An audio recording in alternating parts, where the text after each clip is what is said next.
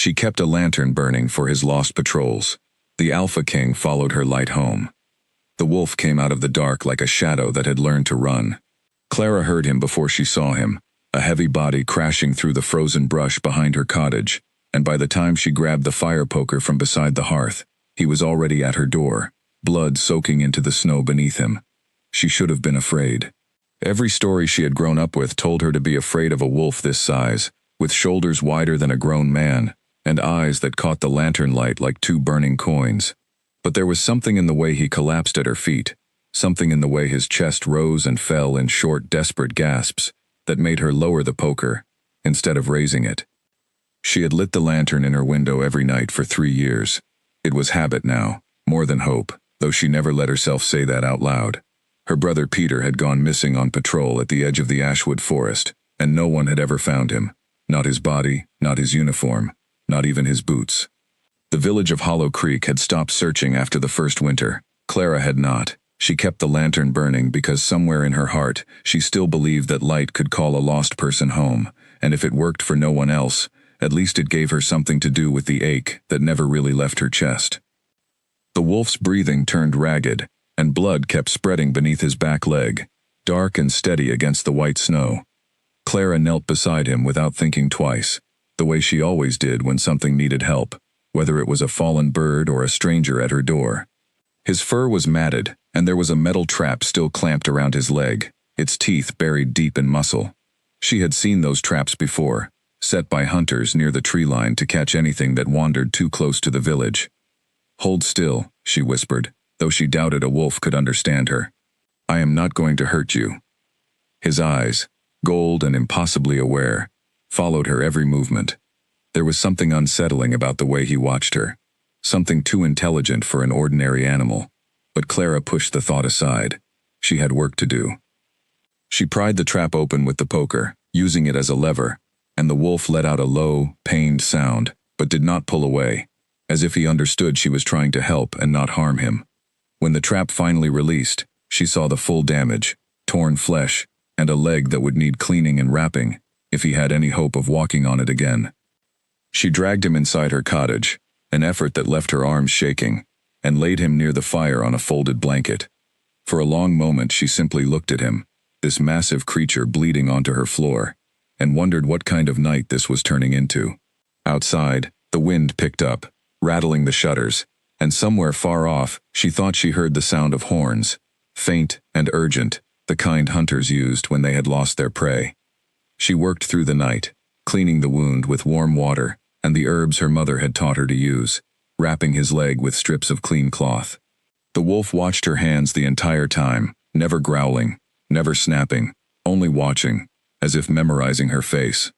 When she finally sat back, exhausted, the fire had burned low, and the lantern in the window still glowed steady against the dark. "You are a strange one," she murmured, more to herself than to him. "Most wolves would have bitten my hand off by now." He made no sound in response, only rested his massive head on his front paws and closed his eyes, though Clara noticed his ears stayed alert, twitching at every small noise the cottage made. She did not know, could not have known, that the creature bleeding on her floor was no ordinary wolf at all, but Ronan Vale, Alpha King of the Northern Packs, a man who commanded thousands and answered to no one, now trapped in his beast form and separated from his own guard during a routine patrol gone wrong. He had been running from something in the deep woods, something he did not yet fully understand, when the trap had caught him, and the pain had driven him toward the only light he could see through the trees, a small, steady flame, burning in a cottage window. He had heard of this light before. His scouts spoke of it sometimes, in hushed voices around the fire. A rumor passed between patrols who wandered too close to Hollow Creek. They called it the Widow's Flame, though Clara was no widow, only a woman who refused to let hope die completely. More than one lost wolf, disoriented after a hard shift or wounded during a hunt, had stumbled toward that lantern and found their way back to the packlands by following its glow through the trees. Ronan had always assumed it was coincidence. Now, lying on her floor with her gentle hands still smelling of herbs on his fur, he was no longer sure. Clara stayed awake most of the night, dozing only in short bursts in the chair beside him, waking whenever he shifted or whimpered in his sleep. By morning, The bleeding had stopped, and the wolf's breathing had steadied into something calmer, deeper. She made herself tea, and watched the sunrise paint the frost on her window gold, and when she looked back at the wolf, his eyes were open again, fixed on her with an intensity that made her skin prickle, though not with fear. "You are healing," she told him. "Good. I do not know what I would have done if you had not made it through the night." She did not know why she talked to him, as though he understood every word. Perhaps it was loneliness. Perhaps it was something else entirely. Some instinct she could not name. Either way, over the following days, a strange routine formed between them. She brought him food, meat from her own small stores, and water in a wide bowl. She changed his bandages, and hummed old songs while she worked. Songs her mother used to sing, and the wolf listened every time, his ears turning toward her voice, like flowers toward the sun. By the fourth day, he could stand, favoring his injured leg, but steady enough to move around the small cottage.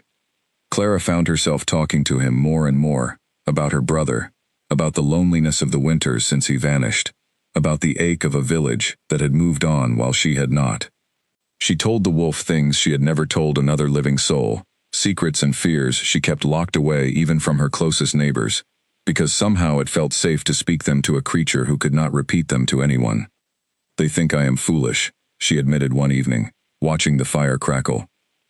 "Lighting that lantern every night, they think I should let him go, accept that he is gone, and move forward with my life. But how do I let go of someone I never even got to say goodbye to?" The wolf made a low sound in his throat, something between a whine and a growl, and shifted closer to her, resting his great head against her knee. Clara laughed softly, surprised by the gesture, and scratched behind his ears without thinking. "You understand loss too, don't you?" she said. "I can see it in your eyes." If Ronan could have spoken in that moment, he would have told her that he understood more than loss. He would have told her that his own patrols had been disappearing near these very woods for years, good wolves, strong fighters, vanishing without a trace near the border of Hollow Creek, and that he had come here searching for answers long before the trap had caught his leg. He would have told her that her brother's disappearance might be connected to a mystery that had haunted his kingdom for far longer than she knew. But he could not speak, not in this form, and so he simply stayed close to her, offering the only comfort he could give, silent and steady, the way her lantern had always been silent and steady for him. Days turned into a week, and Ronan grew stronger, his leg healing faster than any ordinary wolf's would have, though Clara did not question it, too grateful for his recovery to wonder at the speed of it. She had grown attached to him in a way she did not fully understand, looking forward to his company each evening, finding comfort in the weight of his head against her side while she read by the fire. It surprised her, how much she had come to depend on a creature she had known for only days, how the cottage no longer felt quite so empty with him there. But Ronan knew he could not stay. His pack would be searching for him by now, his absence noted, his guard likely combing the forest in a panic. He was their king, and a king could not simply vanish for the comfort of a warm fire and a gentle hand. One night, while Clara slept in her chair, exhausted from another long day, he rose quietly, testing his healed leg, finding it strong enough to bear his weight again. He looked at her for a long moment, at the lantern still glowing steady in the window, and something in his chest tightened in a way he had never felt before, not in all his years of leading his people through war and peace alike. He slipped out into the night without waking her, moving through the trees with careful, silent steps, following the path back toward his own lands. But even as the distance grew between them, he found himself pausing, looking back through the dark trees at the small point of light still glowing faithfully in her window, and he made himself a quiet promise. He would return. Not as the wolf who had bled on her floor, but as himself, as the man beneath the fur, and he would find a way to know her properly, to understand why her light had called him home, when nothing else in the forest could. Clara woke the next morning, to an empty blanket by the fire, and a strange hollow feeling in her chest, a sadness that surprised her with its depth. She told herself it was foolish to miss a wolf so much, to feel his absence so keenly after only a week, but the cottage felt quieter without him, and she found herself glancing at the tree line more often than usual, wondering if she would ever see those gold eyes again. She lit the lantern that evening, as she always did, but this time, as she set it in the window, she found herself hoping it might call him back too. alongside every other hope she had already poured into that small, steady flame. She did not know that far beyond the tree line, in a stone hall lit by torches instead of candles, Ronan Vale stood before his gathered guard, shirt torn and legs still stiff from healing, giving orders in a voice that shook the room, demanding to know how a king could vanish for a week without a single search party finding him. His advisors spoke of the missing patrols near Hollow Creek, of the pattern that had gone unexplained for years, and Ronan listened with a new understanding now, a suspicion forming in his mind that the woman with the lantern and the mystery of his lost soldiers were more connected than anyone in his kingdom had ever guessed. He resolved that night to return to Hollow Creek, not as a wolf seeking shelter, but as a man seeking truth. He needed to know more about the light in her window, about the brother she had lost, about the strange pull he had felt toward her from the very first moment he collapsed at her door. He told himself it was only for the investigation, only to understand the pattern of missing patrols that had plagued his kingdom for so long. But some quiet part of him, a part he was not yet ready to admit to, knew it was already about far more than that. The following days passed slowly for Clara. She kept her routine, tending her small garden, trading herbs with the village healer, lighting her lantern each evening as the sun sank behind the ashwood trees. But something had shifted in her, some quiet restlessness that had not been there before the wolf arrived. She caught herself listening for movement in the brush behind her cottage, hoping for the sound of heavy paws in the snow, and each night, when nothing came, the disappointment sat heavier in her chest than she wanted to admit. The village of Hollow Creek was small, tucked between the edge of the Ashwood Forest and the wide, slow river that fed its fields, and news traveled fast among its people. So when a stranger arrived on horseback one gray afternoon, tall and broad-shouldered, with the bearing of someone used to being obeyed, the whole village noticed within the hour. Clara heard the whispers while trading at the market, the baker's wife saying he had asked directions to the widow's cottage, though Clara had corrected people so many times over the years that she was no widow, only a woman waiting for her brother, that she had stopped bothering to correct them at all. She was tending her garden when she saw him walking up the path, and something in her chest tightened immediately, a strange recognition she could not explain, though she was certain she had never met this man before in her life. He had dark hair and eyes the color of amber, and there was something in the way he moved, careful and deliberate, that reminded her uncomfortably of the wolf who had vanished from her fireside without so much as a goodbye. "Good afternoon," he said, stopping a respectful distance from her fence. His voice was deep and warm, carrying an authority that seemed at odds with the simple traveling clothes he wore. "My name is Ronan. I am told you keep a lantern burning every night at the edge of the forest." Clara straightened, brushing dirt from her hands, studying him with open curiosity. "Word travels fast in this village. Yes, I do. May I ask why a stranger has come all this way to ask about it?" "I have heard stories," he said carefully, "of a light that has guided lost travelers home through these woods. I find myself curious about the woman behind it." There was something guarded in his answer, something that told Clara he was not sharing the whole truth, but she found she did not mind the mystery of him. There was a warmth in his presence that put her strangely at ease, despite the questions crowding her mind about who he really was, and why he had traveled so far for a story most people in Hollow Creek dismissed as nothing more than grief given shape. "Would you like to come in?" she offered, surprising herself with the invitation. "I can make tea, and you can ask your questions properly, instead of standing at my fence like a traveling salesman." A faint smile crossed his face, one that softened the sharp lines of his jaw. "I would like that very much." As she led him inside, Clara could not shake the strange feeling that she had welcomed this man into her home before, though she knew that was impossible. She busied herself with the kettle, aware of him settling into the chair by the fire, the very chair where she had spent so many nights watching over a wounded wolf. When she turned to hand him his tea, she found him watching the fireplace with an expression she could not quite read, something between longing and recognition, and for a moment, just a moment, his eyes caught the firelight in a way that sent a shiver down her spine. "Tell me about your brother," Ronan said quietly, once the tea had cooled enough to drink. "I have heard he went missing on patrol, near the forest edge." Clara's hands tightened around her own cup.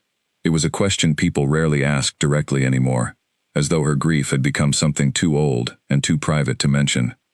But something about the gentleness in Ronan's voice made her want to answer honestly, the way she had once spoken so freely to a silent wolf by her fire. His name was Peter, she said softly. He served with the border guard, patrolling the edge of the ashwood to keep the village safe from whatever lives deep in those trees. 3 years ago, he went out on a routine watch and never came back. No trace of him was ever found. No blood, no belongings, nothing. It was as though the forest simply swallowed him whole. Ronan's jaw tightened, and something dark passed behind his amber eyes, gone as quickly as it appeared. "I am sorry for your loss," he said, and there was a weight to the words that told her he understood loss more deeply than most strangers could. "The lantern, then. Is it for him?" "It started for him," Clara admitted. "A foolish hope that if I kept a light burning, he might find his way home through the dark. But over the years it became something more. I have heard stories, whispers really, of others who found their way out of the forest by following it. Lost hunters, lost travelers. I do not know if any of it is true, but I keep lighting it anyway, because the alternative is admitting that hope is pointless, and I am not ready to believe that yet." Ronan was quiet for a long moment, staring into the fire, as though it held answers he desperately needed. When he finally spoke again, his voice was rougher than before. "I believe your lantern has saved more lives than you know, Clara. I believe it more than you could possibly imagine." Something in the certainty of his words struck her deeply, and she studied his face, searching for the source of such conviction. But he offered nothing more, only turned the conversation gently toward safer topics: the village, her garden, the coming winter.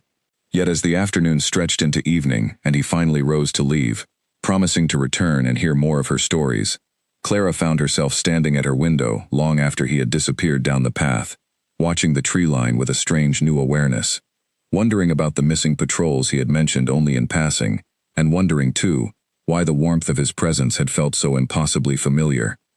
That night, as she lit her lantern and set it in the window, she thought of gold eyes and a wolf who had vanished into the dark, and she thought of amber eyes and a stranger who had walked out of the forest, asking about her light, and a quiet, impossible suspicion began to take root in her heart, one she was not yet ready to name, but one that would not let her rest easy as she finally closed her eyes to sleep. Far beyond the tree line, Ronan Vale walked back toward his own lands, beneath a sky full of cold, distant stars, and for the first time since his patrols had begun vanishing near Hollow Creek, he felt something other than duty pulling him back toward that small stone cottage. He felt hope, fragile and unfamiliar, the kind he had not allowed himself to feel in a very long time. He knew he owed her the truth eventually, about the wolf, about the crown he carried, about the missing soldiers that connected them both in ways neither of them yet understood. But for tonight, he allowed himself simply to remember the warmth of her fire and the sound of her voice, and he found, walking alone through the dark, that her lantern's glow seemed to follow him home even after he could no longer see it behind him. The days that followed Ronan's first visit changed the rhythm of Clara's life in ways she had not expected. He returned often, sometimes every few days, always with some small reason for his visit: a question about the village, a gift of dried herbs from a distant market, an offer to repair the fence post that had been leaning for months. Clara found herself looking forward to these visits more than she cared to admit, rearranging her chores so she would be near the cottage when he arrived, wearing her better shawl on the days she suspected he might come, though she told herself it meant nothing at all. Ronan, for his part, found himself drawn deeper into the investigation with every visit, though the investigation had long since become an excuse rather than the true reason he kept returning. He spoke with the village elders under the guise of a traveling envoy from the Northern Territories, asking careful questions about the patrols that had vanished over the years, cross-referencing dates and locations with the disappearances his own scouts had reported near the pack borders. A troubling pattern began to emerge. Every disappearance, whether human patrol or wolf scout, had occurred on a moonless night, always near the deepest, oldest part of the Ashwood Forest, a section even his own people avoided out of old superstition. "There is something wrong in those woods," he told his second-in-command, a sharp-eyed woman named Freya who had served him since he first took the crown. "Something that has been feeding on our patrols, and their patrols alike, for years, without either side realizing the two mysteries were the same mystery." Freya frowned, arms crossed as she studied the map spread across the table between them. marked with small red circles indicating every known disappearance. If that is true, my king, then this woman's brother may not be the only human involved. There could be others still out there, if whatever took them did not simply kill them outright. The thought struck Ronan harder than he expected, and he found himself thinking of Clara, of the hollow ache in her voice when she spoke of Peter, of the 3 years she had spent lighting a lantern for a hope most people had long abandoned. If there was even the smallest chance her brother still lived, he owed it to her to find out, regardless of what it cost him to search. He did not tell her about the investigation, not fully, not yet. He told himself it was to protect her from false hope, until he had something certain to offer. But the truth was more complicated than that. He was afraid, in a way he had rarely allowed himself to feel, that the truth about who he really was, about the crown he carried and the wolf he had been that first night in her cottage, would change the way she looked at him, would turn the warmth in her eyes to something colder, something more guarded. So instead, their visits continued in a gentler rhythm, walks along the river at dusk, quiet dinners in her small kitchen, conversations that stretched late into the evening about nothing important and everything that mattered. Clara told him about her childhood, about the games she and Peter used to play in the fields before he joined the border guard, about her mother's songs and her father's quiet strength before illness took him years ago. Ronan listened to every word as though it were the most important thing he had ever heard, and in turn, he began to share pieces of himself too, careful, edited pieces, about leadership and duty and the weight of responsibility that came with protecting people who depended on him. "You carry a great deal on your shoulders," Clara observed one evening, watching him stare into the fire with that same distant expression she had noticed in the wolf, months ago, though she still had not connected the two in any conscious way. "Whatever your true position is, I suspect it is greater than a simple envoy." Ronan's gaze flickered to hers, startled, before he offered a careful smile. "You are observant. You are not as good at hiding things as you think," she replied, though there was no accusation in her voice, only gentle amusement. "But I will not press you. Everyone is entitled to their secrets." If only she knew how much truth lived in those secrets, Ronan thought, how deeply they were tangled with her own life and her own loss. But he said nothing more that evening, only reached over and took her hand in his, a small gesture that sent warmth flooding through them both, and for a while, the unspoken truths between them faded into the comfortable quiet of the fire and the night outside. Their closeness grew with each passing week, until the village itself began to whisper about the traveling envoy, who seemed to have no intention of leaving Hollow Creek, and about the widow, as they still insisted on calling her, who had not lit her lantern with quite so heavy a heart in a very long time. Clara found herself laughing more, humming songs while she worked in her garden, catching herself smiling for no reason at all, simply because she knew Ronan would visit before the sun went down. But the investigation continued, alongside the growing affection between them, and what Ronan uncovered grew more troubling with every passing week.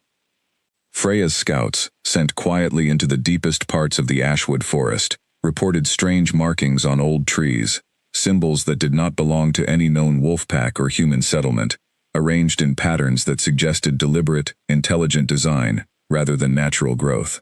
They reported, too, a scent that lingered near these markings, wolf, but wrong somehow, twisted in a way none of them could properly describe. "Rogue wolves," Freya suggested one evening, standing before Ronan in the war room of his stone hall, torches casting long shadows across the map between them. "Wolves who have broken from every pack, living outside our laws, outside anyone's laws. If they have been capturing patrols for years, human and wolf alike, they may have built something out there in the deep woods. A stronghold, a den large enough to hide their numbers and their prisoners both." Ronan's hands tightened into fists at his sides. The idea that Peter, that Clara's own brother, might still be alive somewhere in that darkness, held captive for 3 long years, while his sister lit a lantern every night in desperate hope, filled him with a fury he had not felt in a very long time. But fury alone would accomplish nothing. He needed proof, a location, a plan, before he risked the lives of his people, chasing shadows into a forest that had already claimed too many. "Increase the scouting parties," he ordered, quietly. "I do not want whoever is out there to know we suspect anything, until we are ready to act." That night, walking back toward Hollow Creek beneath a sky heavy with clouds, Ronan found himself standing at the edge of Clara's garden, watching the familiar glow of her lantern through the window, and the weight of everything he was keeping from her pressed down on his chest like a physical thing. She deserved to know. She deserved hope, real hope, not the careful half-truths he had been offering her for weeks. But he also knew that hope without certainty could be its own kind of cruelty, and he was not yet ready to risk breaking her heart twice over the same wound. He knocked softly, and when she opened the door, her face lit with a warmth that had become so familiar to him now, so precious, that for a moment he forgot every careful plan and simply pulled her into an embrace, holding her close in the cold night air. "You seem troubled," Clara said softly against his shoulder, her arms wrapping around him in return. "Is everything all right?" "I am simply glad to see you," he murmured, and it was not a lie, even if it was not the whole truth either. "Come inside. It is cold out here, and I find myself wanting nothing more tonight than the warmth of your fire and your company." She led him inside, and for the rest of the evening, they did not speak of missing patrols or rogue wolves, or the secrets that lingered unspoken between them. They spoke instead of small, simple things, and Clara found herself falling deeper under the warmth of his presence with every passing hour, unaware of just how close the truth was to breaking through the careful walls they had both built around their growing affection, and unaware, too, of how soon the fragile peace of their evenings together was about to be shattered entirely. The morning it all came apart began like any other, with pale sunlight filtering through Clara's kitchen window, and the smell of fresh bread rising from the oven. She had grown so used to the quiet happiness of the past weeks that she did not notice the tension building outside until she heard hooves on the path, more than one horse this time, moving with an urgency that made her set down her mixing bowl and step toward the door. 3 riders approached the cottage, and at their front rode a woman Clara did not recognize, sharp-featured and dressed in dark traveling leathers, her eyes scanning the surroundings with the alertness of someone trained for danger. Behind her rode 2 others, younger, watchful, their postures rigid with the kind of discipline Clara associated with soldiers rather than ordinary travelers. "Is this the home of the woman with the lantern?" the sharp-featured woman asked, dismounting swiftly. "I am she," Clara answered, wiping flour from her hands onto her apron, uncertain and increasingly wary. "May I ask who is asking?" Before the woman could answer, the cottage door opened behind Clara, and Ronan stepped out, his expression shifting instantly from confusion to alarm the moment he recognized his visitor. "Freya, what has happened? Why are you here?" The woman, Freya, straightened immediately, her posture snapping into something formal and respectful. "My king, forgive the intrusion, but the council could not wait. There has been a sighting near the northern border, and the elders demand your presence before nightfall." The words hung in the cold morning air like a physical blow. Clara felt the ground shift beneath her, her mind scrambling to make sense of what she had just heard, while Ronan's face drained of color, his jaw tightening as he realized, too late, exactly what had just happened. Freya, seeing the look on his face, glanced between them with dawning understanding, and a flicker of regret crossed her sharp features, though the damage was already done. "My king," Clara repeated slowly, the words tasting strange and impossible in her mouth. "What is she talking about, Ronan?" For a long, terrible moment, Ronan said nothing at all, and his silence was answer enough.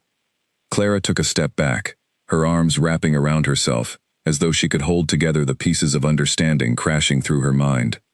The wolf, the impossible warmth of his presence that first day at her fence, the way he had known, with such certainty, that her lantern had saved lives, the careful, guarded answers to every question she had asked about who he truly was. "You are the wolf," she whispered, the realization settling over her like ice water. "The one I found bleeding in the snow. That was you."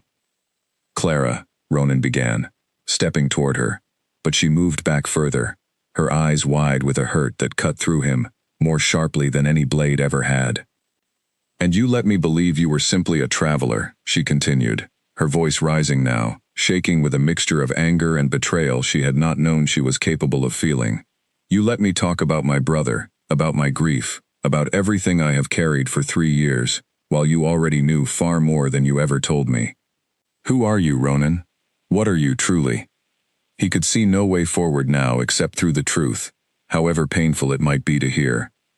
"I am Ronan Vale," he said quietly, steadily, meeting her eyes despite the fear coiling in his chest.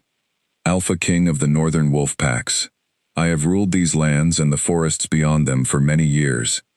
The night I collapsed at your door, I had been injured during a patrol near the border, the very border where your brother disappeared. Your lantern was the only light I could see through the trees, and it led me to you. Clara's breath caught, her mind reeling through weeks of memories now viewed through an entirely different light. Every conversation, every careful evasion, every moment of warmth, suddenly colored by the enormous truth he had kept hidden from her. And the missing patrols, she said slowly, piecing it together even as the words left her mouth. You have been investigating them this entire time, using me, using my grief for your own purposes. That is not true, Ronan said firmly, taking another step closer despite her flinching away from him. I began investigating because your brother's disappearance matched a pattern my own kingdom has suffered from for years. But Clara, I did not stay in Hollow Creek for the investigation alone. I stayed because of you, because I could not stop thinking about the woman who saved my life without knowing what I was, who kept a light burning in the dark for a brother she refused to give up on, who showed me more kindness in a week than most of my own court has shown me in years. Clara's eyes filled with tears she refused to let fall, her chest tight with the impossible tangle of anger and hurt and something else, something that still, despite everything, softened at the sincerity in his voice. But the betrayal of his silence sat too heavy in her heart to be soothed so easily. Not yet. Perhaps not for a long while. I need you to leave, she said finally, her voice quiet but firm, brooking no argument. I need time, Ronan. Time to understand what any of this means. Time to decide whether I can trust a word you have told me these past weeks. Ronan's shoulders fell, the weight of her words settling over him with a grief he had not expected to feel so deeply. He nodded slowly, respecting her wishes, even as every instinct in him screamed to stay, to fight for her understanding, to explain further until she believed him again. But he had learned enough about her in these weeks to know that pushing now would only push her further away. I will go, he said softly, but know this, Clara, everything I felt for you was real. Every evening by your fire, every walk along the river, every moment I have spent in your company, it was never a lie. Even if my silence was a wrong, I should never have allowed to continue for so long. He turned and mounted his horse alongside Freya and the two silent guards, and Clara watched from her doorway as they rode away toward the northern border, her heart a confused, aching mess of grief and anger, and a longing she was not yet ready to admit she still felt. She closed the door slowly behind her, sinking into the chair by the fire, the same chair where she had once nursed a wounded wolf back to health without knowing the truth of who he was. And for the first time in weeks, she did not know whether to light her lantern that evening at all. But old habits ran deep, deeper than fresh betrayal, and as the sun sank behind the ashwood trees, Clara found herself lighting the lantern anyway, setting it in the window with hands that trembled only slightly. It was not for Ronan, she told herself firmly. It had never been for anyone but Peter, and she would not let a stranger's deception change the meaning of a light she had kept burning long before he ever stumbled into her life. Yet even as she watched the flame catch and steady, she could not stop the memory of gold eyes and amber eyes overlapping in her mind, could not stop wondering what it meant that the very light she lit for her lost brother had also, apparently, guided a king home through the darkest part of the forest. The two truths of her life, her grief and her growing feelings for Ronan, had become impossibly tangled, and as she sat alone in the quiet of her cottage that night, she understood that nothing about her simple, careful life would ever be quite the same again. Far to the north, Ronan rode through the dark with Freya at his side, his mind consumed not with the council meeting awaiting him, but with the look on Clara's face when she learned the truth, the hurt he had caused by his silence, however well-intentioned it had been. Freya glanced at him more than once during the ride, reading the tension in his shoulders, the distance in his eyes. You care for her, Freya said eventually, not quite a question. More than I have cared for anyone in a very long time, Ronan admitted quietly, staring straight ahead into the dark. And I have likely lost any chance of her trust, because I could not find the courage to tell her the truth myself, before it was forced into the open by circumstance. Freya said nothing more for a while, letting the silence stretch between them, but as they crested the final hill before the northern border, she spoke again, her voice softer than before. Trust can be rebuilt, my king. It rarely rebuilds itself through absence alone. If she matters to you as much as I suspect she does, you will find a way back to her, once this business at the border is settled." Ronan said nothing, but he held her words close as they rode on into the dark, and somewhere behind them, back in Hollow Creek, a single lantern continued to burn against the night, steady and unwavering, even through the ache of betrayal, even through the uncertainty of what might come next. Weeks passed without word from Ronan, and Hollow Creek settled back into its familiar rhythms, though Clara found the quiet harder to bear now than it had ever been before. She kept busy, tending her garden through the last warm days before autumn turned fully to frost, trading herbs at the market, listening to the same old gossip that had once been the whole of her world. But something had changed in her, a restlessness that would not settle, a habit of glancing toward the tree line every evening, as she set her lantern in the window, half expecting and half dreading the sight of amber eyes watching from the shadows. It was the missing goats that first signaled something was wrong. Old Ferris, who kept the largest herd in the village, arrived at the market one morning, white-faced and shaking, insisting that 3 of his animals had vanished overnight from a locked pen, with no sign of a break-in, no blood, no tracks leading away, simply gone, as though they had never existed at all. The village elders dismissed it at first as the work of wild dogs, but when it happened again 2 nights later to another farmer's flock, and again after that, a current of fear began to move through Hollow Creek that Clara recognized all too well, the same fear that had gripped the village in the months after Peter's disappearance. "It is happening again," whispered the baker's wife one afternoon, glancing nervously toward the forest as she wrapped Clara's bread. "Just like before, things disappearing near the tree line. I do not like it, Clara. I do not like it at all." Clara did not like it either, and the unease only deepened when she began noticing strange things herself. Shadows that seemed to move with too much purpose along the edge of her garden at dusk, the low, unnatural silence of birds that usually filled the evening air with song, a prickling sense of being watched that followed her even inside the walls of her own cottage. She found herself lighting her lantern earlier each evening, as though the flame itself might offer some protection against whatever was creeping closer to the village with each passing night. One evening, gathering firewood at the edge of her property just as the light began to fade, Clara heard it, a low growl unlike anything she had ever encountered, deep and guttural and wrong in a way that made every instinct in her body scream danger. She turned slowly, her armful of wood forgotten, and saw movement in the deep shadow between the trees, a shape too large to be an ordinary animal, eyes catching what little light remained with a cold, hungry gleam, entirely unlike the warm gold she remembered from Ronan's wolf form. She did not wait to see more. She dropped the firewood and ran, her heart pounding as she sprinted the short distance back to her cottage, slamming the door behind her and throwing the bolt with trembling hands. Through the window, she watched the tree line for any sign of movement, but the shadow, whatever it had been, did not follow her into the open ground near her home. Still, she did not sleep that night, sitting instead in her chair by the fire, with the poker held tightly across her lap, listening to every creak and groan of the old cottage walls. The following morning, she went straight to the village council, describing what she had seen and heard, and found that she was not the only one.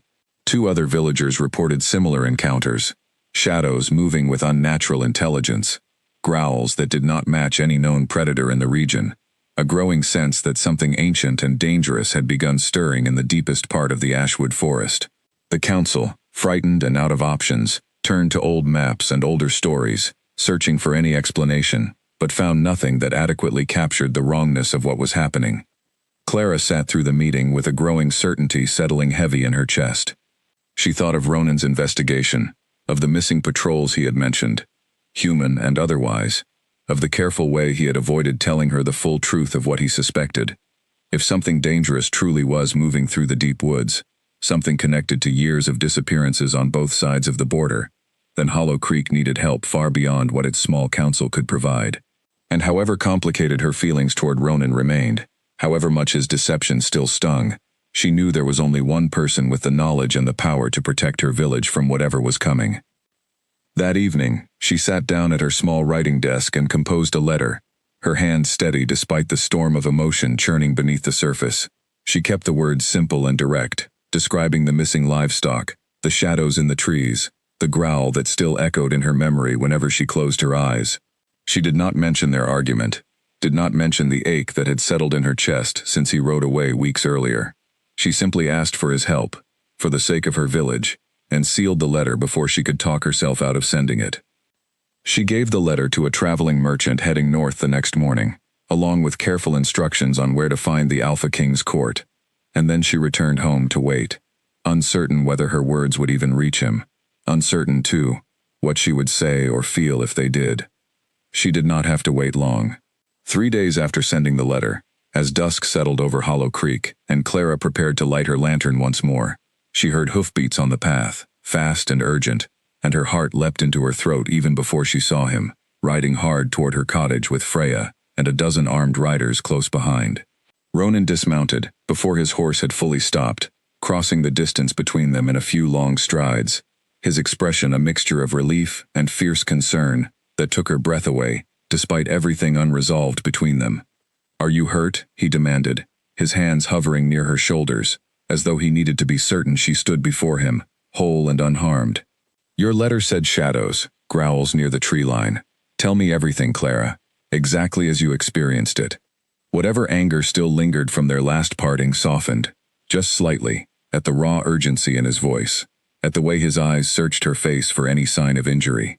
"I am unharmed," she assured him. "Frightened, but unharmed. Come inside.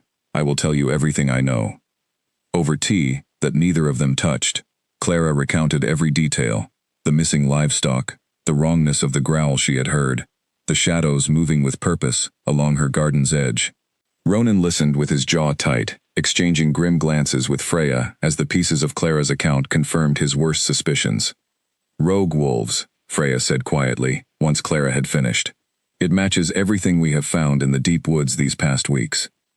Markings on trees, strange scents, evidence of a den large enough to house significant numbers. They have grown bold, moving closer to the village than they ever have before." "Rogue wolves," Clara repeated slowly, looking between the two of them with dawning understanding. "You believe this is connected to Peter? To the missing patrols?" Ronan met her eyes steadily, no longer hiding behind careful half-truths. "I believe it is very likely connected, yes. I should have told you the full truth of my suspicions weeks ago, Clara, and I am sorry for every moment I let my own uncertainty keep you from that hope. But I promise you now, I intend to find out exactly what is happening in those woods, and if there is even the smallest chance your brother still lives, I will not rest until I bring him home to you." Clara's eyes filled with tears she could no longer hold back, the weight of 3 years of grief and weeks of anger and hurt finally breaking loose all at once. Ronan reached for her without hesitation, and this time she did not pull away, allowing herself the comfort of his arms around her, the steady warmth of his presence that had become so familiar despite everything that had passed between them. "I am still angry with you," she whispered against his shoulder, though there was little heat left in the words. "I know," he murmured, holding her close, "and you have every right to be. But let me help you now, Clara. Let me help your village, and let me help find your brother. We can address everything else once Hollow Creek is safe again." She nodded slowly, pulling back to look at him, and in his eyes she saw not the careful envoy who had first appeared at her fence, nor the wolf who had bled silently on her floor, but simply Ronan, flawed and burdened and sincere, offering her the truth at last, however late it had come. For now, that would have to be enough. Ronan wasted no time organizing his forces once the full scope of the danger became clear. He set up a temporary command post at the edge of Hollow Creek, much to the astonishment of the villagers who had never seen wolves and soldiers moving with such disciplined purpose so close to their homes. Freya took charge of scouting parties, sending small groups deep into the Ashwood Forest each day to map the strange markings and track the movement of whatever creatures lurked beneath the ancient trees, while Ronan himself split his time between coordinating the search and staying close to Clara, unwilling to leave her unprotected while danger crept ever nearer to her doorstep. Clara, for her part, refused to simply wait idle while others worked to protect her village. She spent hours poring over old maps with Ronan and Freya, offering what details she remembered from Peter's letters home during his time on patrol, small mentions of landmarks and pathways he had described before his disappearance, details that had seemed unimportant for years, but now took on new significance. A crooked oak split by lightning, a stream that ran unusually cold even in summer, a ridge of gray stone shaped like a sleeping animal, visible only from a certain angle as the sun set behind it. These details might help narrow the search, Freya said, studying the map with newfound interest, as Clara pointed out each landmark from memory.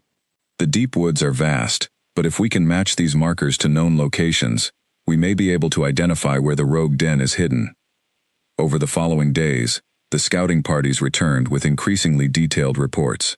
They found the crooked oak Clara described, and near it, faint but unmistakable trails leading deeper into territory none of Ronan's people had ever fully explored, territory that predated even the oldest stories of his kingdom.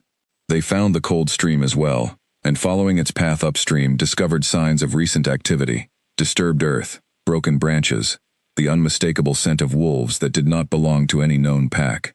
The evenings, though tense with the growing danger, brought Clara and Ronan closer together than their earlier days of careful courtship ever had. There was no room left for pretense now, no careful half-truth standing between them, only the shared urgency of their mission and the quiet comfort they found in each other's presence during the few calm hours between long days of searching and planning.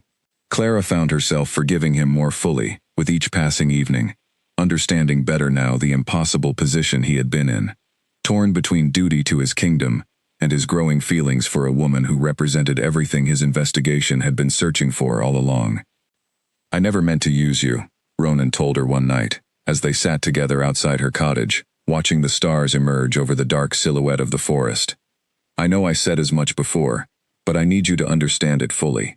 The moment I stumbled toward your lantern that first night, wounded and lost, I was not thinking of investigations or missing patrols. I was thinking only that I had found something warm and safe in a night that had offered me nothing but pain and confusion. Everything that grew between us afterward, it grew from that same place, Clara. Not from strategy, from something far more honest than I have felt in a very long time." Clara reached for his hand in the darkness, lacing her fingers through his. "I believe you," she said softly. "I think I have believed you for a while now, even through my anger. It was never really about doubting your feelings, Ronan. It was about the fear of being kept in the dark, about something so important to who you are, and to who I have come to care about so deeply." He brought her hand to his lips, pressing a gentle kiss against her knuckles, and for a moment, the weight of the danger surrounding them seemed to fade into something manageable, something they could face together rather than apart. "I promise you now, and I will keep this promise for as long as you will have me," he said quietly. "No more secrets between us.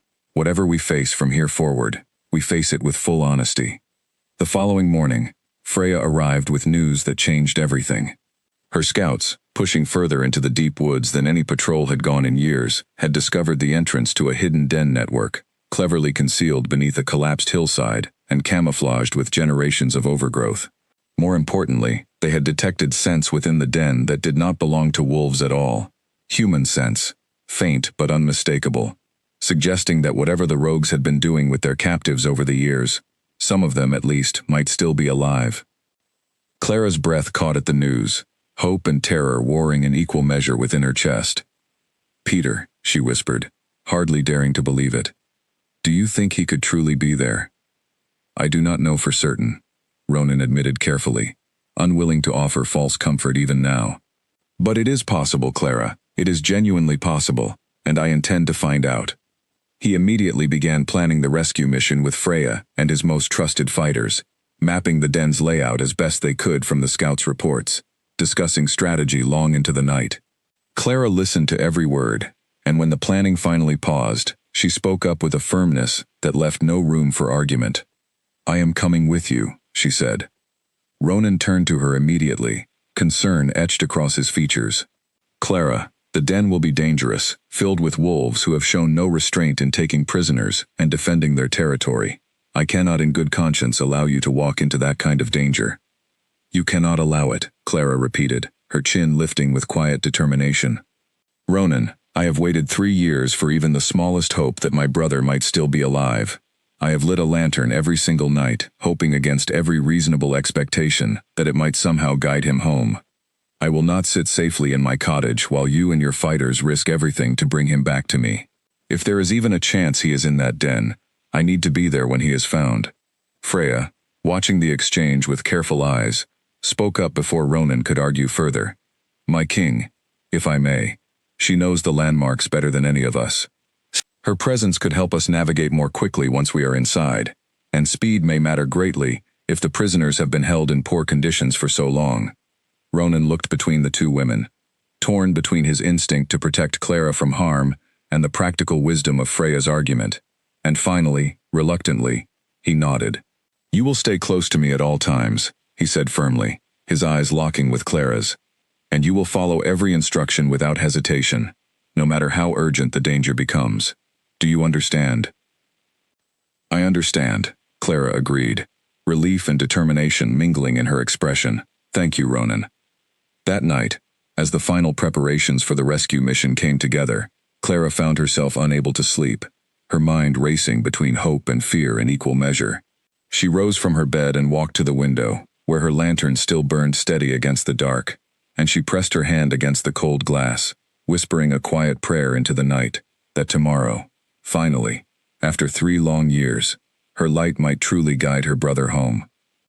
The morning of the rescue arrived cold and gray, mist curling low across the fields, as Clara dressed in sturdy travel clothes Freya had provided, practical and warm, nothing like the soft dresses she usually wore around the cottage. She tied her hair back tightly and fastened a small knife to her belt, a gift from Ronan the night before, along with careful instruction on how to use it, only if absolutely necessary. Her hands trembled slightly as she prepared, not from fear alone, but from the overwhelming weight of hope pressing against her chest. Hope she had guarded so carefully for 3 long years, now suddenly closer to being answered than she had ever dared imagine. Ronan met her outside her cottage as the first light broke through the mist, and for a moment he simply looked at her, taking in the sight of her prepared for battle, rather than for the quiet domestic life she had always known. Something in his expression softened with worry, but he said nothing more about her decision to join them, respecting the resolve he saw in her eyes. "We move as soon as the others are assembled," he told her. "Freya's scouts have mapped the safest approach to the den's entrance. We will move quickly and quietly, avoiding confrontation where possible, until we have located any prisoners inside." Clara nodded, forcing her breathing steady, despite the pounding of her heart. "I am ready." The party that gathered at the edge of the forest numbered nearly 20 strong, a mix of Ronan's most trusted wolf fighters and several human soldiers Freya had recruited from allied territories, familiar with tracking through dense woodland. They moved into the Ashwood forest in careful formation, following the trail the scouts had marked days earlier, past the crooked oak split by lightning, past the unusually cold stream, deeper into territory that grew steadily darker and more oppressive with every passing hour. The forest here felt different from the woods Clara had known her whole life, the trees older and more twisted, the air heavier, carrying a faint, unsettling scent that reminded her uncomfortably of decay. Birds did not sing in this part of the Ashwood, and even the wind seemed to move differently through the ancient branches, carrying whispers that made the hair on her arms stand on end. She stayed close to Ronan as instructed, watching the shadows around them with a wariness that never fully eased, remembering the growl she had heard at the edge of her own garden, and knowing that whatever creature had made that sound might be waiting somewhere ahead in this very darkness.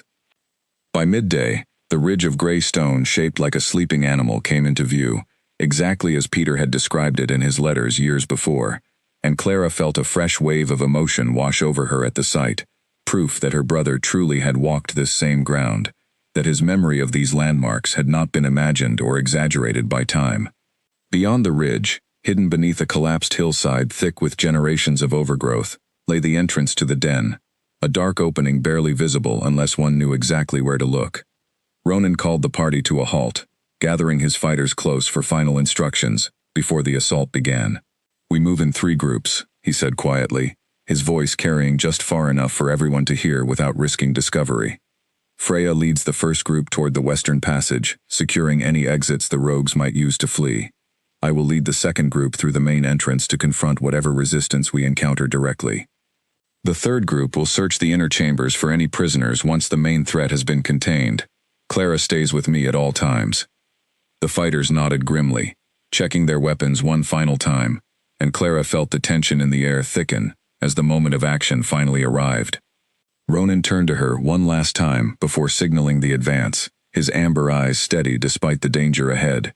"Stay close, and trust me," he said simply. "I trust you," Clara answered, and meant it completely. The signal was given, and the groups moved forward into the darkness of the den's entrance. Inside, the passageways were narrow and winding, carved deep into the earth over what must have been many years, lit only by scattered torches that cast long, flickering shadows against the stone walls. The air grew colder the deeper they went, and the unsettling scent Clara had noticed outside grew stronger here, mixed now with something that made her stomach twist with dread, though she pushed the fear aside and kept moving forward alongside Ronan and his fighters. They had not gone far before the first confrontation erupted. A group of rogue wolves emerged from a side passage, snarling and wild-eyed, their fur matted and their movements erratic in a way that spoke of years spent in darkness far from any pack structure or discipline. Ronan shifted instantly, his human form giving way to the massive gray wolf Clara remembered from that first night at her cottage, and the battle that followed was fierce and fast, fighters clashing in the narrow confines of the tunnel, while Clara pressed herself against the stone wall, her heart pounding as she watched the chaos unfold around her. Ronan fought with a ferocity and precision that left no doubt as to why he commanded the respect of an entire kingdom, moving through the rogue wolves with practiced skill, protecting his fighters, and clearing a path deeper into the den, even as more resistance emerged from the shadows ahead. Clara stayed low, following close behind the fighters assigned to protect her, her eyes scanning every passage they passed for any sign of prisoners, any indication that her brother might be somewhere in this maze of darkness and stone. It was in the deepest chamber of the den, past the worst of the fighting, that they finally found what they had come searching for. Rows of makeshift cells lined the chamber walls, crude but sturdy, holding within them figures too thin, too pale, too broken by years of captivity to fully register at first glance. Clara's breath caught in her throat as she moved through the chamber, scanning each face with desperate hope, and then, in the farthest cell, half hidden in shadow, she saw him. "Peter," she breathed, the name tearing from her throat in a sound somewhere between a sob and a cry of disbelief. The man in the cell lifted his head slowly, weak and thin, his once strong frame reduced to something fragile by years of captivity, but his eyes, when they met hers, held unmistakable recognition and unmistakable tears. "Clara," he whispered, his voice cracked and unused. "Is it truly you?" She rushed to the cell door, fumbling with the crude lock until one of Ronan's fighters arrived to break it open, and then she was through, kneeling beside her brother, holding him close despite his weakened state, sobbing with a relief so overwhelming it left her entire body shaking. 3 years of grief, of lighting a lantern every single night against all reasonable hope, had finally, impossibly, been answered. Around them, the rescue continued, Ronan's fighters working quickly to free the other prisoners, human and wolf alike, gathering the survivors, and preparing to move them out of the den, before the rogue wolves could regroup and mount a more organized defense. But even amid the urgency of the moment, Ronan paused at the sight of Clara embracing her brother, something fierce and proud swelling in his chest at having kept his promise to her, at having helped deliver the hope she had carried for so long into something real and solid and true. The battle, however, was far from over, and even as Clara helped her brother to his feet, supporting his weakened frame against her own shoulder, a deeper, more dangerous growl echoed from the darkness beyond the chamber, a sound that silenced every fighter in the room and sent a fresh wave of dread coursing through Clara's veins. Something larger, something far more dangerous than the rogue wolves they had already fought, was moving toward them through the tunnels, and Ronan's expression hardened with the grim recognition of a threat he had hoped, until this very moment, they might avoid entirely.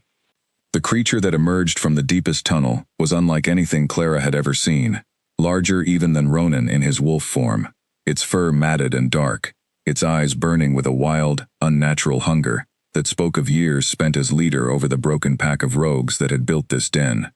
This, Clara understood immediately, was the source of everything, the wolf responsible for years of disappearances, for the destruction of countless lives, for 3 years of grief that had nearly broken her own heart entirely.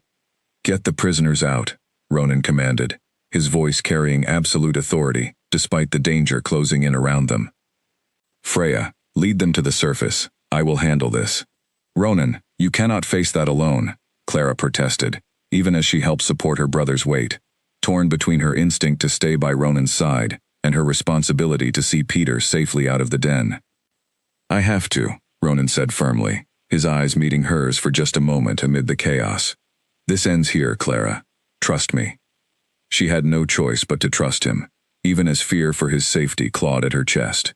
Freya moved swiftly, organizing the fighters to escort the freed prisoners toward the surface, and Clara found herself being guided along with them, supporting Peter's weakened steps, while glancing back repeatedly toward the chamber, where Ronan remained, facing down the massive rogue leader alone. The sounds of battle echoed through the tunnels behind them as they made their way toward the surface, snarls and crashes that made Clara's stomach twist with worry despite her forward progress. Peter, weak as he was, seemed to sense her distraction, squeezing her arm gently with what strength remained to him. He fights well, whoever he is, Peter murmured, his voice still rough from years of disuse. I have watched that king train his fighters from a distance, during my captivity, whenever they dragged prisoners past our cells. He does not lose easily. Clara held on to those words as they emerged finally into daylight, blinking against the sudden brightness after so long in the darkness of the den. The freed prisoners were gathered carefully by Ronan's remaining fighters, given water and blankets, tended to with a gentleness that spoke well of the kingdom Ronan had built. But Clara's attention remained fixed on the den's entrance, waiting with held breath for any sign of Ronan's return. The wait felt endless, each passing minute stretching into an eternity of fear and uncertainty. Freya paced nearby, her own concern evident despite her attempts to maintain a calm command over the rescued survivors. Clara held Peter close, grateful beyond words for his safe return, but unable to fully celebrate while Ronan's fate remained unknown, deep in the darkness they had all just escaped. Finally, after what felt like hours, though it had likely been only a fraction of that time, movement stirred at the den's entrance. Ronan emerged, bloodied and exhausted, favoring one side where the rogue leader had clearly landed a heavy blow, but alive, unmistakably alive, and the massive rogue wolf that had threatened them all lay defeated behind him, driven back into the deep tunnels along with the last of its scattered followers. Clara did not think, did not hesitate, simply ran to him the moment she saw him clear the entrance, throwing her arms around him despite his injuries, relief crashing over her in waves so powerful she could hardly breathe through them. Ronan caught her against him, wincing slightly at the pressure against his wounds, but refusing to let the pain stop him from holding her close, from breathing in the scent of her hair, from confirming with his own senses that she remained safe and whole beside him. You are hurt, Clara said, pulling back just enough to examine the wounds along his side, her voice thick with worry, despite the relief still flooding through her. Nothing that will not heal, Ronan assured her, though the grimace on his face suggested the injuries pained him more than he wanted to admit. It is finished, Clara. The rogue leader has been driven from this territory, and his followers have scattered. Your village, and my kingdom both, should finally know peace from whatever has haunted these woods for so many years. Behind them, Peter watched the exchange with quiet understanding dawning across his weathered features, recognizing something in the way his sister looked at this powerful, wounded stranger, something that spoke of far more than gratitude for a rescue. He said nothing yet, content to let the moment unfold without interruption, grateful simply to be breathing free air again after 3 long years trapped in darkness. The journey back to Hollow Creek took the better part of the day, the rescued prisoners moving slowly, still weak from their long captivity, supported by Ronan's fighters every step of the way. Clara stayed close to both her brother and Ronan throughout the journey, her heart full to bursting with an emotion she could hardly name, relief and joy and love, all tangled together into something far greater than she had ever imagined possible after so many years of grief. As the familiar rooftops of Hollow Creek finally came into view against the setting sun, Clara felt tears rise once more, though these were tears of a very different nature than the ones she had shed so often over the past 3 years. She was bringing her brother home. She was walking beside a man who had risked everything, who had kept his promise despite every danger, who had helped her find not only her brother, but a hope and a love she had never expected to find again after so much loss. The village erupted into disbelief and celebration as the rescue party arrived, neighbors rushing forward to embrace prisoners they had long since given up as lost, tears and joyful cries filling the evening air, in a way Hollow Creek had not experienced in years. Clara's own neighbors gathered around her and Peter, offering food and blankets and warm, disbelieving embraces. And through it all, Ronan stood quietly nearby, watching the reunion unfold with a satisfaction that ran deep despite his own exhaustion and injuries. That evening, as the celebrations continued around them, and Peter finally rested in Clara's own bed, tended by the village healer, and surrounded by neighbors eager to welcome him properly home, Clara found a quiet moment to step outside with Ronan, away from the noise and joy of the celebration, into the cool evening air, where the first stars had begun to emerge overhead. "Thank you," she said softly, taking his hand in hers, "for everything, for keeping your promise, for risking so much to bring my brother home, for staying even after everything that stood between us."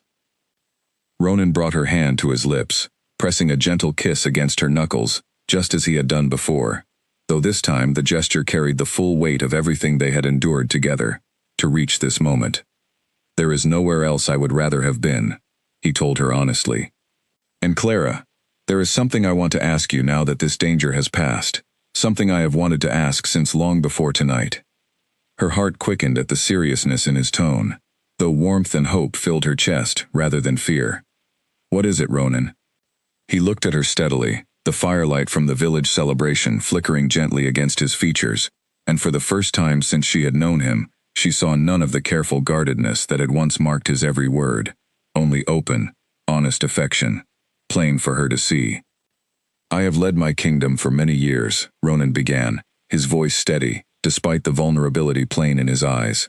"I have made difficult decisions, faced dangers most of my people will never fully understand, and carried the weight of countless lives on my shoulders since the day I first took the crown. But in all those years, I never once felt what I feel when I am with you, Clara.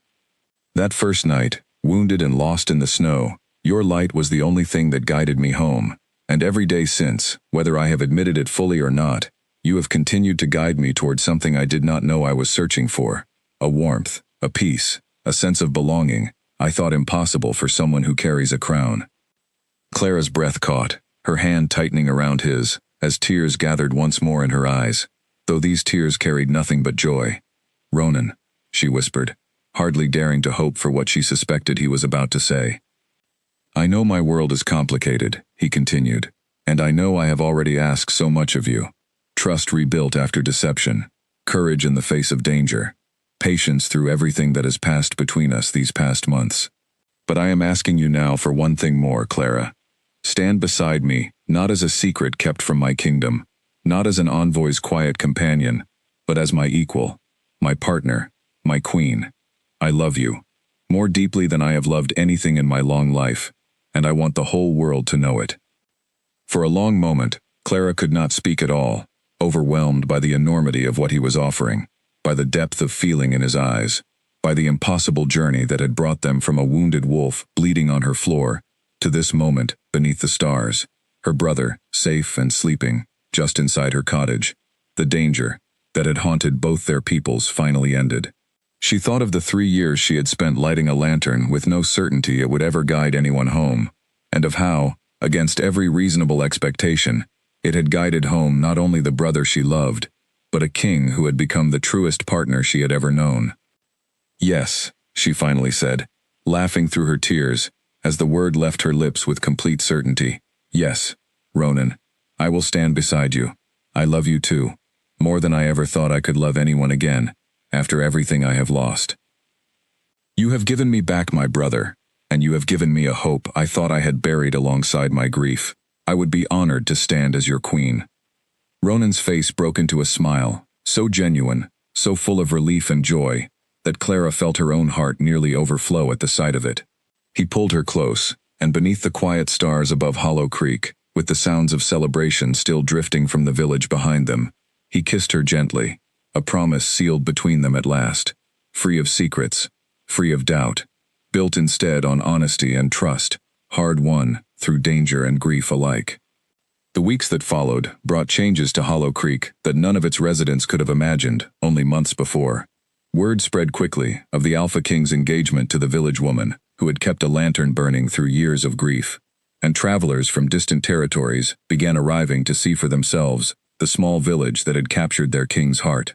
Peter recovered steadily, under the careful tending of the village healer and his sister's constant attention, growing stronger each day, his strength and spirit slowly returning as the trauma of his captivity began, gradually, to heal. Ronan divided his time between his kingdom's affairs and Hollow Creek, determined to honor both his duties as king and his promise to Clara that their relationship would never again be built on hidden truths. He introduced her formally to his court, where she was received with a warmth that surprised her, his people quickly coming to understand why their king had fallen so completely, for a woman whose kindness and courage matched anything they had witnessed among their own ranks. Freya, in particular, became a close friend and confidant, teaching Clara about the customs and responsibilities that would come with her new role, patient and generous with her guidance, despite the enormous adjustment Clara faced in stepping into a world so different from the quiet life she had always known. The rogue threat, meanwhile, faded steadily, as Ronan's forces continued patrolling the deep woods, ensuring that no remnants of the broken pack remained to threaten either kingdom or village again. The old den was sealed permanently, the dark chapter of captivity and fear finally closed, after so many years of unexplained loss. Other families throughout the region, human and wolf alike, found their own lost loved ones returned in the weeks that followed, as Ronan's fighters continued combing the deep woods for any remaining survivors, and Hollow Creek, along with the Northern Kingdom, began at last to heal from wounds that had lingered for far too long. On the evening before her wedding, Clara stood once more at her cottage window, lighting her lantern, as she had done every single night for years, though the meaning of the flame had transformed entirely from what it once had been. No longer a desperate plea against overwhelming grief, the lantern now stood as a symbol of everything she had found, rather than everything she had lost, her brother restored to her, a love she had never expected to discover again, a future bright with possibility, rather than shadowed by uncertain hope. Ronan found her there, watching the flame settle into its steady glow, and he wrapped his arms around her from behind, resting his chin gently against the top of her head, as they both looked out over the darkening fields toward the distant tree line that had once seemed to hold nothing but danger and loss, but now represented instead the place where their story had truly begun. "Do you remember," he murmured against her hair, "the first night I saw this light? I was in more pain than I had felt in years, lost and bleeding, and uncertain whether I would survive the night at all. And then I saw your window, glowing steady through the trees, and something in me knew, even then, that whatever waited at the end of that light would change everything." Clara turned in his arms to face him, her expression soft with love and quiet wonder at the journey that had brought them to this moment. "I never imagined, lighting that lantern night after night, that it would lead me to anything like this," she admitted. "I thought I was keeping a promise to a brother I feared I had lost forever. I never dreamed it would also lead an Alpha King home, and through him, lead my brother back to me after all." "Perhaps that is the truest magic of hope," Ronan said softly, brushing a gentle hand along her cheek. "It rarely brings us exactly what we expect, but it often brings us exactly what we need, in ways we could never have predicted when we first dared to hope at all." They stood together for a long while in comfortable silence, watching the lantern's glow steady against the encroaching night, the same light that had once called out desperately into the darkness, now simply a quiet, warm presence marking the home they had built together, a home filled at last with love recovered and love newly found, standing strong against whatever the future might bring. The wedding the following day was a simple, joyful affair, held in the fields just outside Hollow Creek, where wolves and villagers gathered together in a celebration that would have seemed impossible only months before. Peter stood proudly at his sister's side as she walked toward Ronan, beneath an arch woven from autumn leaves and late-blooming flowers. His strength fully returned now, his presence at her wedding, the final, precious proof that hope, however fragile, however long tested, had finally been rewarded in full. As Clara and Ronan exchanged their vows beneath the open sky, promising honesty and partnership and unwavering love for whatever years lay ahead of them, the entire village watched with tears and smiles in equal measure, understanding that they were witnessing something rare, a story of loss transformed into hope, of grief transformed into love, of a simple lantern that had done far more than light a window against the dark. It had called home not only a lost brother, but a king who had never known, until that very first night, that somewhere in a small village at the edge of the Ashwood Forest, a light was waiting that would guide him toward the truest home he had ever known.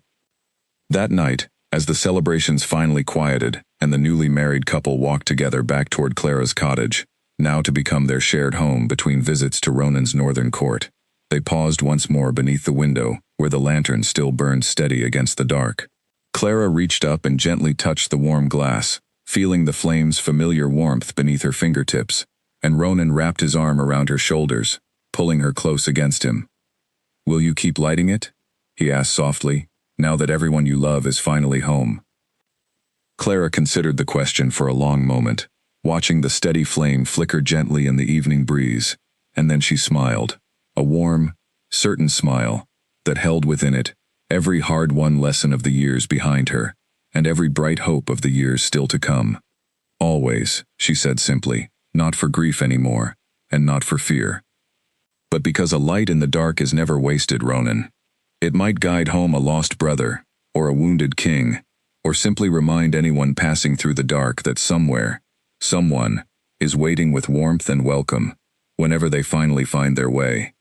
I will keep it burning for as long as I live, a promise kept, and a hope fulfilled, shining steady against whatever darkness may come." Ronan pressed a gentle kiss against her temple, and together they turned to walk inside, leaving the lantern glowing softly behind them in the window, a small, steady light against the vast night sky, marking the home they had built together, and the love that had, against every impossible odd, followed that light all the way home.